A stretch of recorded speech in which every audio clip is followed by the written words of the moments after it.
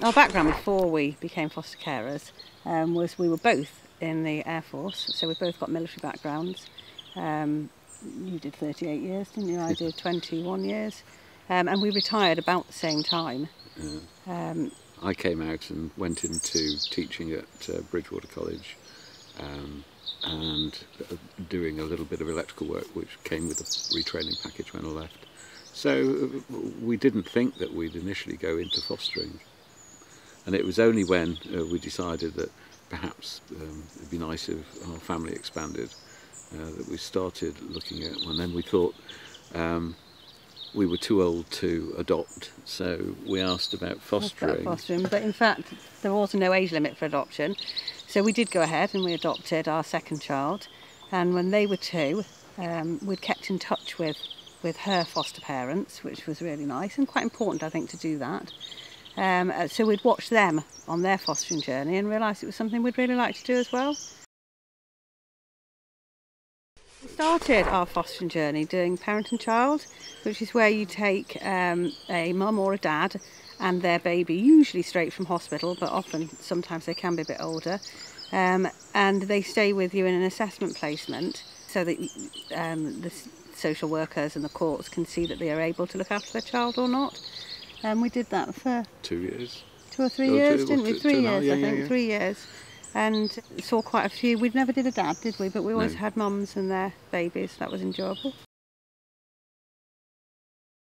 A typical day in parent and child fostering is a busy day. The role of the foster carer in these placements is to support and also to help train the mum or dad in best practice, the ways to look after their child, how to prioritise their child, and how to care for them on a day-to-day basis. Many of the parents have come from families themselves where they haven't been cared for very well, so they haven't had an example of how to parent a child. And it's up to us as foster carers with our own children to role model that as well, so they see how we look after our children. It can start off really busy, can't it, with the baby sleeping in your room until you know that mum's okay to have the baby in her room, and we'll wake up and feed them. But even so, very often I would have to get up and do night feeds with them as well to support them in their night feeds. That can be really busy if you have newborn twins, premature newborn twins, which we had once. That was exhausting. So really in that case, she was a very young mum, so she would feed one baby, I would feed the other, to make sure that the children's best interests were kept at the forefront and their welfare was looked after. It is again a really rewarding kind of fostering, I think, parent and child.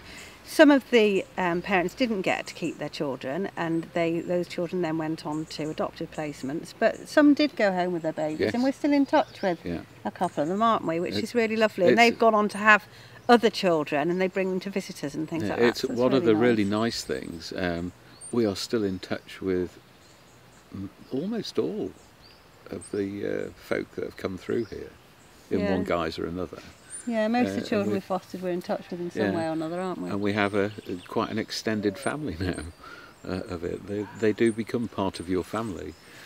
And we would tag team it where Emma would do one day, then I would do the next day, and we just flip-flop days because, as she said, it's extremely tiring monitoring someone all the time, but also recording it.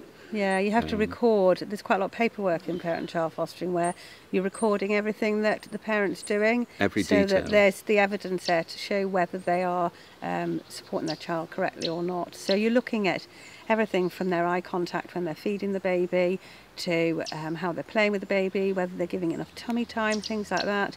Are they prioritising baby over phone calls with partners or things like that? And then you're recording all that so that there's evidence there for, at the end of the day, for the courts to decide whether baby stays with mum or doesn't. And normally it's quite a responsibility, really, isn't it? Yes. Normally these placements would last about 12 weeks, but we did have one mum with us for 8 months. Yeah, some of them can go on longer than 12 weeks. And at the end of that 8 months, we'd written 200,000 words. Yeah. So it's a challenge, but it needs to be managed. And I think the important thing to remember is there is no set end date. No. So every parent needs a different amount of time to demonstrate whether they can care for their child or not. So you can't go into a placement thinking, right, this is 12 weeks and we'll book a holiday in 12 weeks because it'll be, you know, our break. That won't necessarily happen. So it is quite unpredictable on when you're going to get a bit of a break after parent-child placement, isn't it? Which was okay from our point of view because that's how we lived in the military. Very unpredictable. Yes, and finding a holiday sometimes was quite tricky. Usually last minute. Yeah, last minute don't booking. come.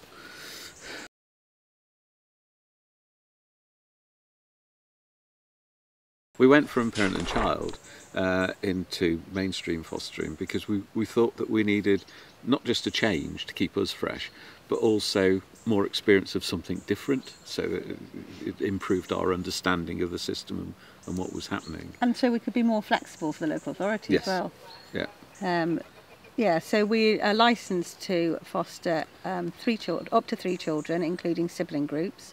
And for us, we felt it's quite important to offer to foster sibling groups because we really felt it was important to keep children together. We'd seen so many circumstances where sibling groups were removed from the family home and then separated into different foster homes. And I think in most cases, it's important to try and keep those children together.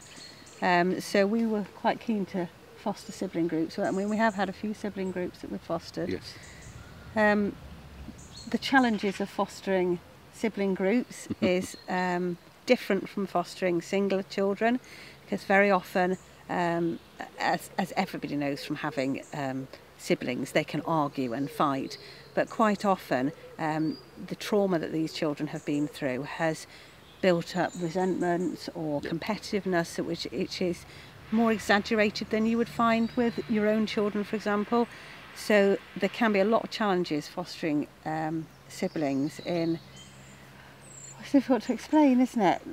Some of them can be quite damaging and harmful towards each other because of the kind of backgrounds that they've had, because of maybe the way they've been treated themselves. So you are watching all the time and keeping a close eye on things that little children don't get hurt or bullied or whatever. And they reflect their own parenting, how they've been brought up, and it is a challenge. For instance, some children have never had a full meal before. Some children have never slept in a bed before. And so it's all of a sudden, what's this? It's a bed and that's where you're sleeping. And we're going to have a proper meal at the table. And it's not their fault. Not their fault at all. They all come with a certain amount of anger about being let down at some point, whether that's by their own parents, whether that's by the system. So they're constantly fearful of rejection. You're dealing with disappointment all the time, and I think one of the biggest challenges we faced with fostering children is dealing with their disappointment. If birth families don't come to family time, if birth families don't contact them or send them presents for birthdays, things like that, you're dealing with that disappointment all the time, and they will take that anger out on you, and you've just got to... We found that behaviour would change for a couple of days after each contact. Yeah, and leading up to family time as well. Yeah, the couple of days leading up to family time can be very stressful as they're getting wound up inside about what's going to happen. Yeah. They're anticipating how it's going to be there? And then the time after family time can be quite stressful as well, can't it? Because either they're completely hyper, why can't I go home? Or they're let down because it didn't go how they expected it to go. And they tend to take that out on us. So you've got to be quite resilient, I think, to be a foster carer. But one of the things in the training is you get to understand these attachment issues, so it's no surprise. Yeah. You know exactly why they're feeling like they are. You almost come to predict what they're going to be like, don't you? And put something in place to try and deflect that. Yeah. A little, if you can. Distractions. I use distractions an awful lot. Yes.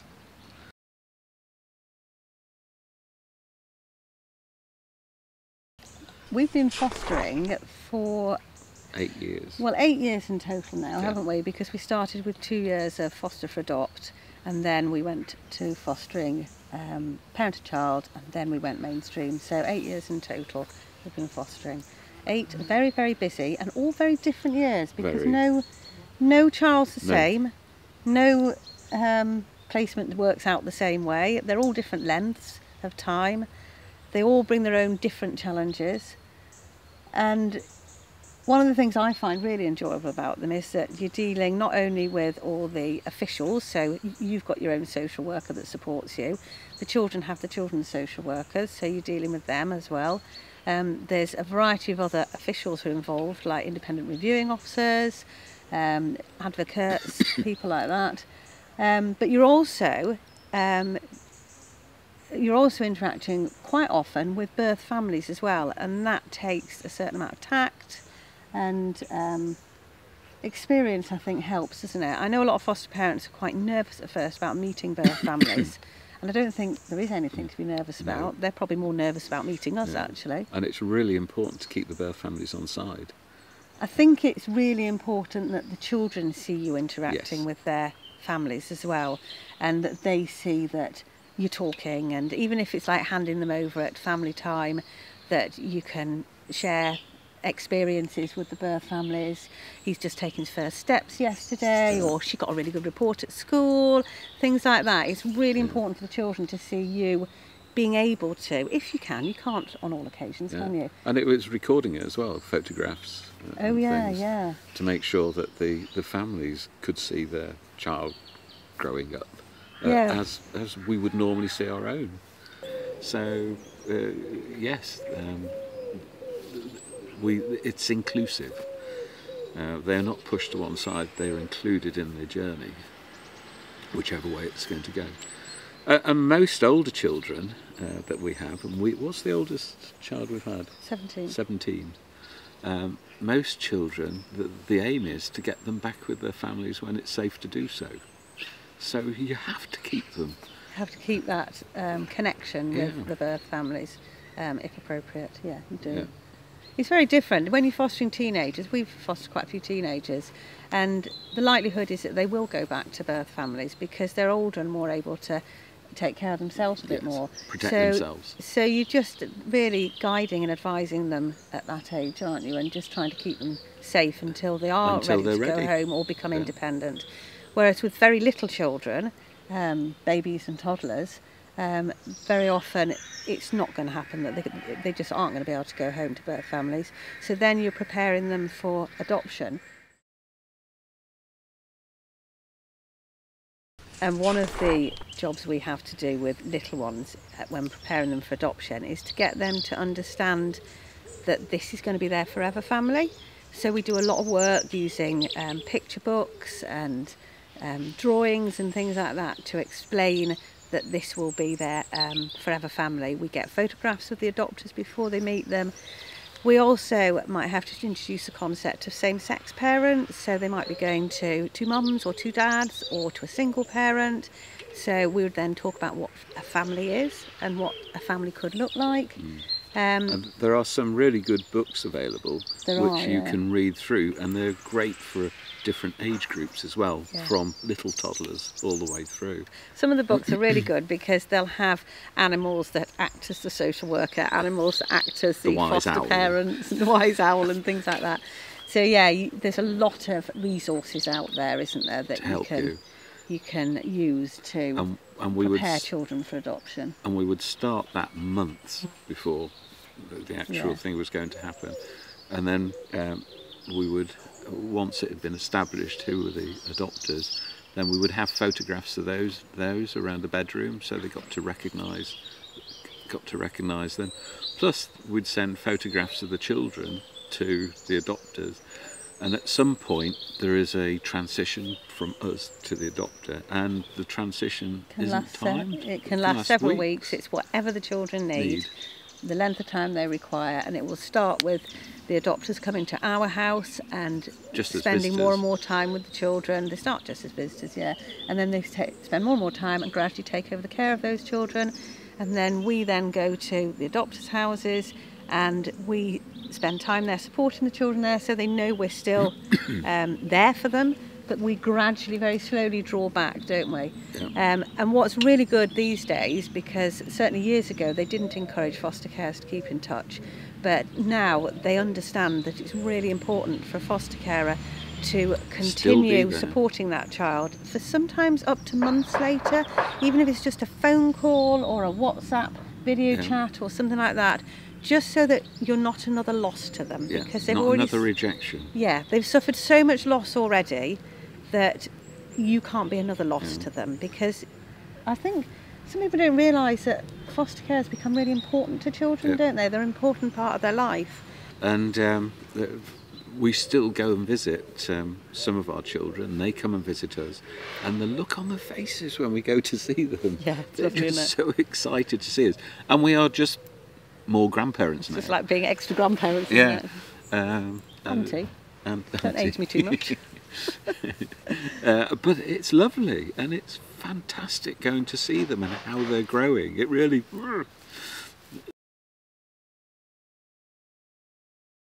With teenagers, the challenges are just completely different. It's almost like having your own children. As they get older, the challenges change. We've fostered a variety of teenagers, haven't we? Yes. We've fostered unaccompanied asylum-seeking children who've with come no from language other countries. skills, Yeah, no English arrived language. without being able to speak English.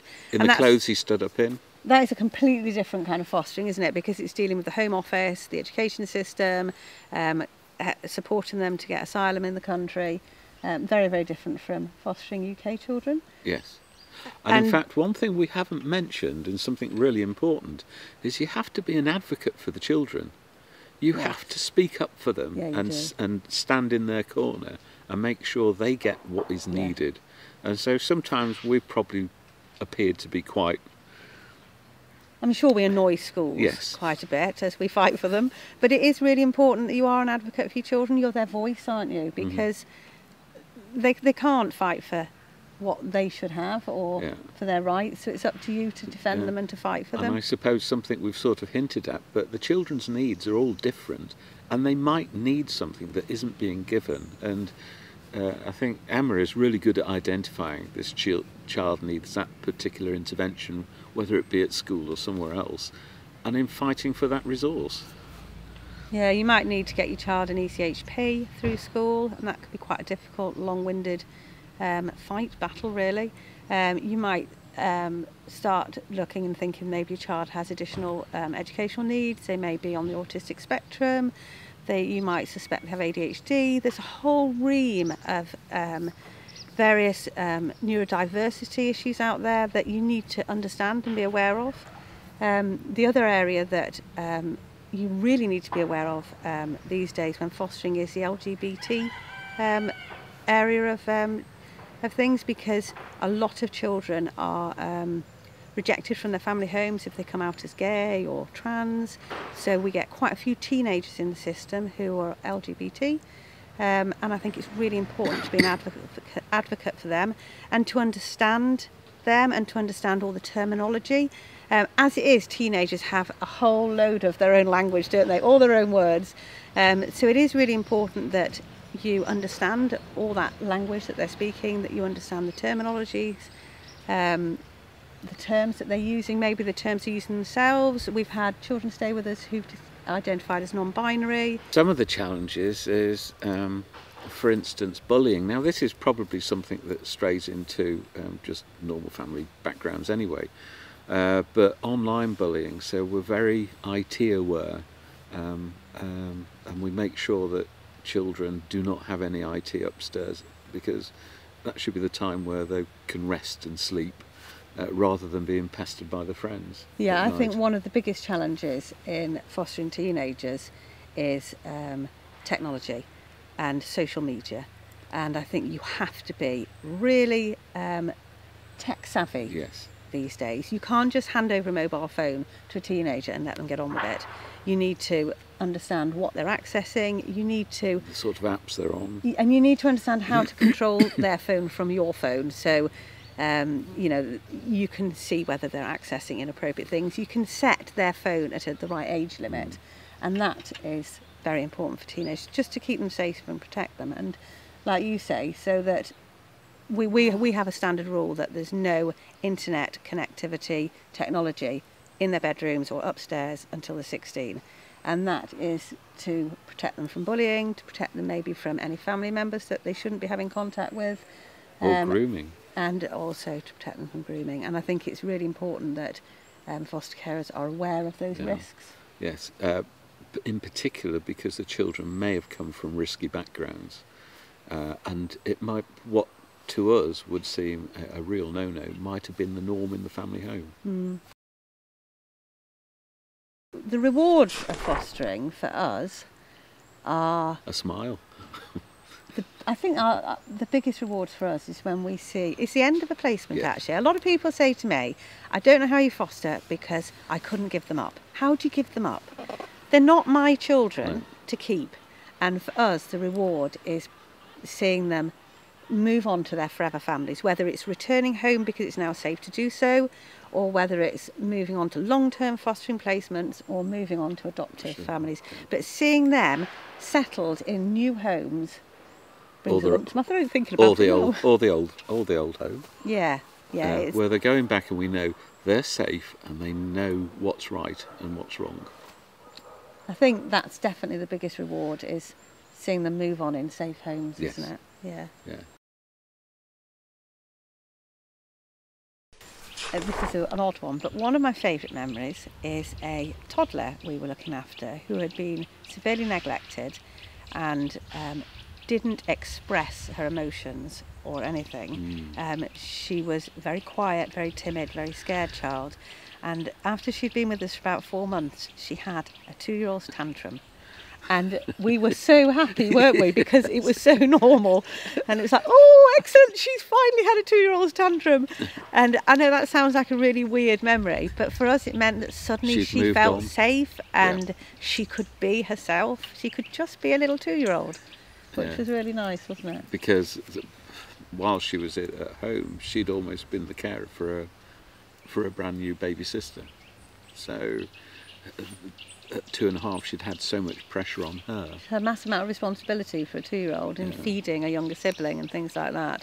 So to suddenly have her realise that she could just worry about herself and what she wanted and have this enormous tantrum because she wasn't getting what she wanted. And it was like a moment of celebration for us, wasn't it?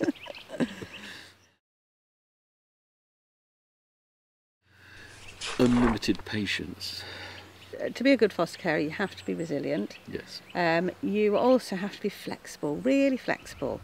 We're always on the emergency duty list if we can. And that usually means sort of 5:30 on a Friday phone call. And that's one of the things I really enjoy about fostering, is not knowing what's happening next. But you do have to be flexible, don't you? And you have to be ready just to... I always have a bed made up. I always have spare clothes of different ages in drawers, because some children may turn up with nothing, or ill-fitting clothes. We've had children turn up without shoes, haven't we? So generally I think you need to be really flexible, you need to be patient, you need to be able to just change plans at the drop of a hat, because you might think you're off to your caravan for a weekend and then suddenly you get the phone call just before you go. Oh no, you're not. Or you might suddenly have to make up an extra bed with no notice. But that's what makes it really challenging and really enjoyable and interesting, isn't it? Yeah.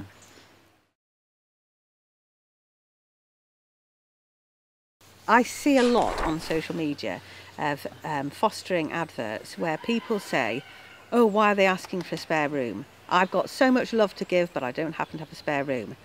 And I don't think people understand how incredibly important it is for that child to have their own space. And also how important it is for your children not to suddenly have to share even their own bedroom with the new foster child. Because your children, if you have children, are as much of this fostering journey as you are as the foster carers. They are supporting the foster children as much as you are, and it's really important that they have their own space to get away to. They have their own bedroom, their own toys. I mean, we are lucky enough to have a separate playroom in our house, and we have a standard rule that if you want your toys to be just yours, you keep them in your bedroom.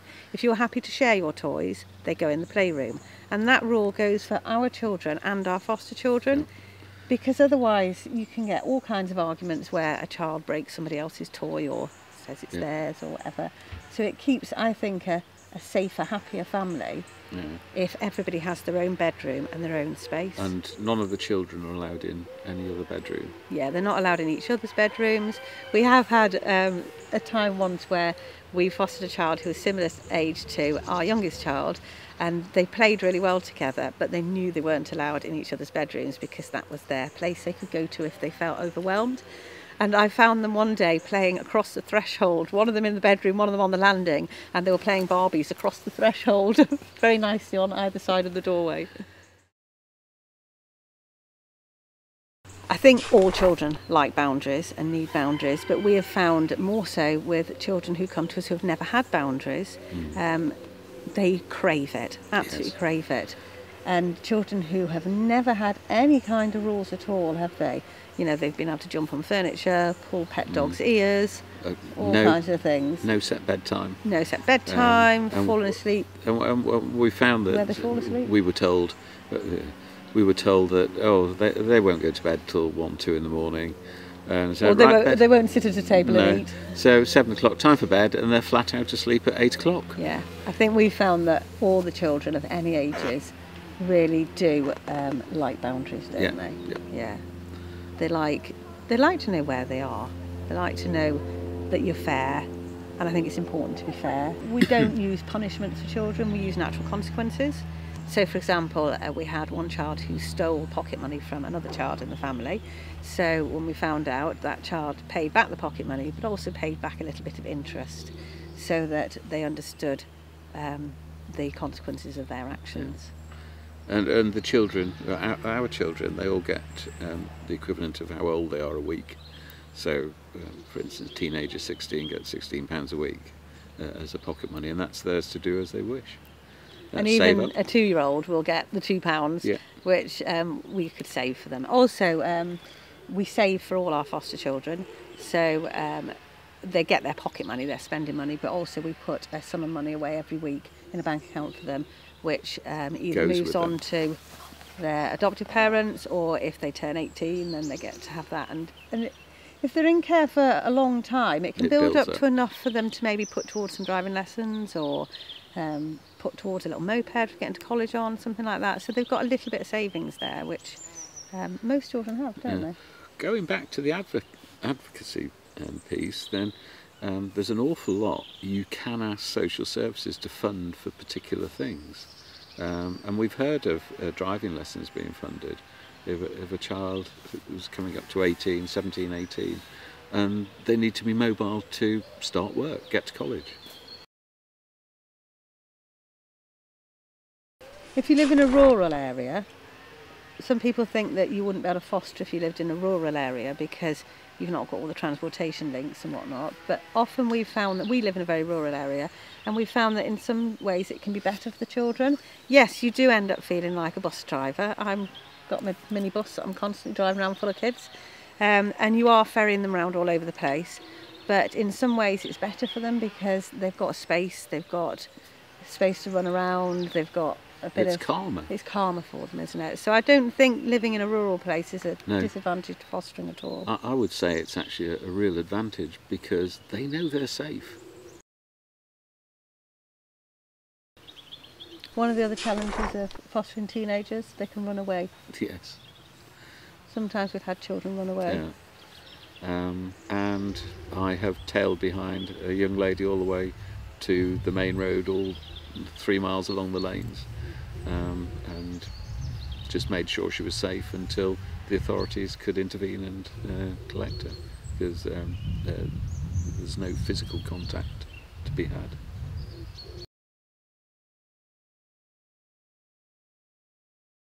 Well, there was lots of things we wish we'd known but we didn't know about, and one of the really important things is having a mentor. When you become a foster carer, you don't go into this by yourself. You're part of a team. You obviously have your social worker, a supervising social worker to talk to, but it's other foster carers with experience. And so we have several groups of foster carers that we are part of, and if we're stuck, we contact them and say, what would you do about this? And someone somewhere will know. knowing more senior foster carers Yes. who've been doing it longer can be really helpful, can't it? And just keeping little WhatsApp groups and coffee morning groups and things like that. We have several different groups of foster carers that we're part of. Like, for example, there's a group of foster carers who only foster unaccompanied asylum seeking children, and there's loads of helpful information you can get from each other and you can share on looking after children from other countries. And there's also official groups run as well, so official get-togethers and support groups run. So there's always a lot of support, I think, isn't there? I think we relied very heavily on our daughters' foster carers when we started. And we're still in each other's pockets, to be honest. We go on holiday still with them. Yeah. And we still ask them, what do you think about this? What should we be doing with this? And they will give a lot of advice. Lots of advice from our supervising social worker, and then there's the ongoing training. We're always training, aren't we? There's always extra training to be done. Things change, so it's going back to the older stuff. You do a lot of updated training, so things like your first aid you have to do every 3 years.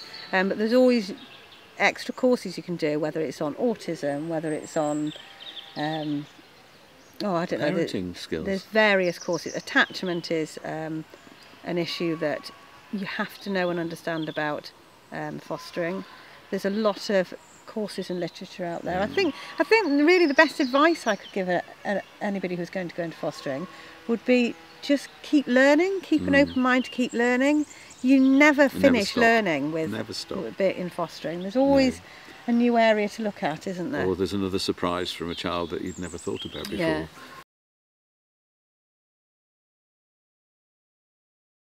I would say go for it, try it.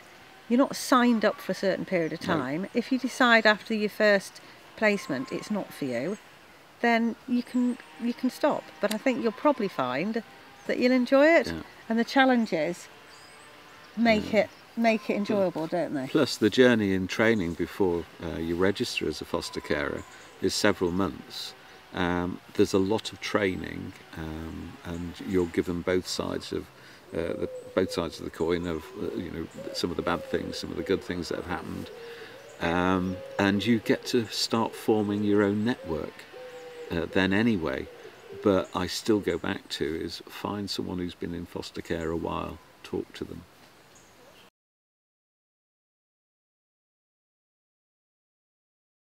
Quite a few people have said to me that they want to foster, but they're waiting until their own children grow up. I understand that, but I also don't think it's necessarily right. There can be a load of benefits of fostering when your own children are still children. Obviously, you might want to not foster a child at the same age as your own child. I think that's probably advisable. Or you might want to keep your children, the oldest or the youngest, in the group. But there are very definite benefits of your children growing up being fostering children. We found that our kids are more empathetic, haven't we? They're a lot more understanding of children, of other children's behavioural issues. I've even had my teenager come home once and say a child that once they didn't like at school, they've said, actually, I really understand this child now because I've realised that she has an attachment disorder and that's the way she behaves, how she behaves. And then they've become a lot more supportive of that child at school. I think it certainly helps them to understand other children's behavioural issues, doesn't it? I think one of the more important things, it shows them how, hopefully, how children should be brought up. Yeah. Because the whole point is when they go on to have families in the future, they don't make the same mistakes that have happened already. And so seeing dread to say, a normal family and a normal family environment and how it feels, it should give them a really greater understanding for their own journey through life. One of the benefits of having your own children as well is that you can role model in some ways. So if, for example, if you're doing parent and child fostering, those parents can see how you're treating your children. I've once had a mum say to me, I notice you never shout at your toddler. Well, no, why would I need to shout at my toddler? But my mum always shouted at us all the time. And they can see how you are parenting your children, and I think that role modelling is really important, isn't it? In fact, going back a long time for when we were mother and baby, one of the mums became really supportive of us after she realised that we'd adopted. I think it helped her to understand that adoptive parents love their children as much as they would love a birth child, and because she'd already had a child removed previously who had been placed for adoption, I think she'd always worried that that child wasn't loved, and yet when she saw what we were like with our adopted child, she suddenly understood that her previous child was okay and was loved. Yeah, and where there'd been a little bit of friction between us, that just disappeared, and we got on a lot more, which meant her journey to taking her own child home was really good. Yeah. And she did. One of the things with fostering is that you never really lose these children. No. They're always part of your life. Yep. Wherever their journeys take them, from the majority of them, I think they're always a little part of your life. Yeah, and that's borne out by our friends who are foster carers. They still go on holiday with children they had 30 years ago. Yeah, and their families. Yeah, and they just have this enormous extended family where they all come to visit and still come to them for advice. I think it is important to point out that it's not all a bed of roses. There are difficult times. There are times when I feel like I just want to give it up and go and get a normal job. Yeah.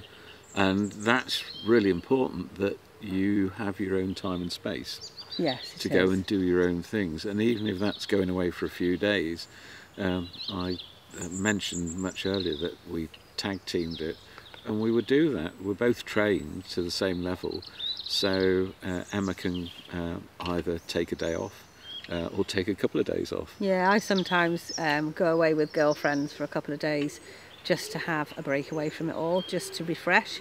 I think it's really important that you don't get compassion fatigue, and that you're fresh for the children all the time. And we're not scared of taking a couple of days out, are we? No. And that is important. Because, so that's for your own sanity. Yeah, because some children can be really challenging. We've had children break things in the house. We've had children completely trash their bedrooms out in fits of rage. We have had children who have run away, and all we can do is advise social services, phone the police, and then just follow them if we can. Yeah, there's been evenings where we've been up till midnight trying to find a child, or going out picking them up from various places, and that can be really, really tiring, especially when you're getting older. There's children who've broken things, broken windows, or as you said, trashed their rooms in a fit of rage. And you have to remember where they're coming from and why they are doing that. It's generally not their fault, it's something that's coming out because of something that's happened in the past. But it is important that you look after yourself as well, isn't it? Yes, and times where we've decided to have a break from fostering for a few weeks so that we could have some real downtime.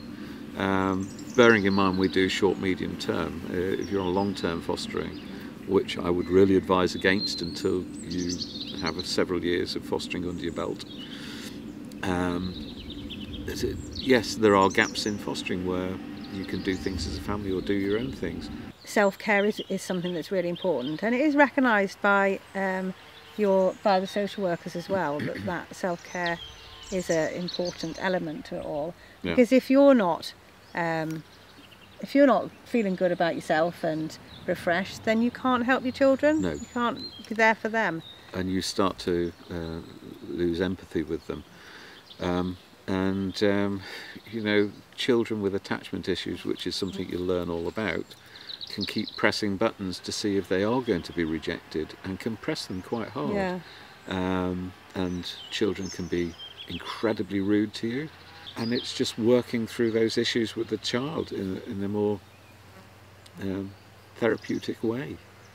Understand where the issues were coming from in the first place, and try and get the child to understand why they have those issues. One of the biggest challenges is when you're out in public, though. Yes. You can cope with all the drama at home behind closed doors, but sometimes it can be challenging when it's in a supermarket. Yes.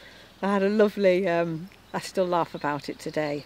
I took two children for new trainers. We went to Sports Direct for new trainers, which I thought would be a fairly simple exercise, but they were so excited about getting new shoes because they'd never had new shoes before that they raced up and down the aisles, and one of them caught the little plastic shelves that hold the shoes up and pulled the entire stand down.